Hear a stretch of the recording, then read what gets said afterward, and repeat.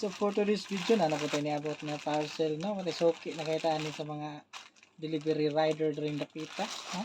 Gamaran ni siya nga parcel pero dako kay nagkalipay nga mahatag sa kuha, no? Binasa kong anak, sa kong asawa po kay maabot na pong isa ato. Pero di masawa, mabot mo isa. So, di siya sulod. Wala may nagatugmol pero naga-online shop. Wala namin nagatug mall kay og sa mall man gud.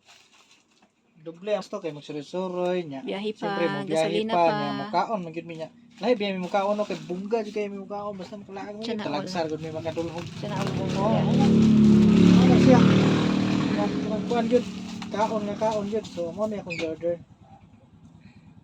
So wala pa ka ila. Sago man na, sago. Mo ni siya katong bala bitaw sa gel plaster katong humol. Nana sa kagamay.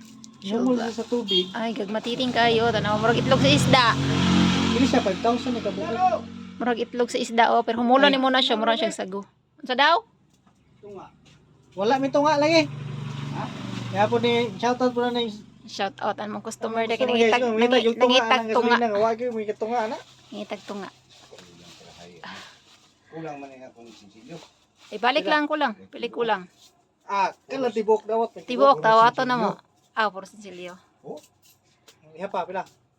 Kamana na guys, so 5 ka box. So kuha na ni siya. 5,000. 25,000. Sa daw? Hindi sa nagbor. Isang bolt. Piston.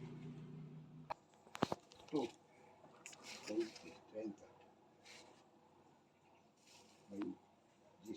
Naman na siya guys. Diba? Okay kayo.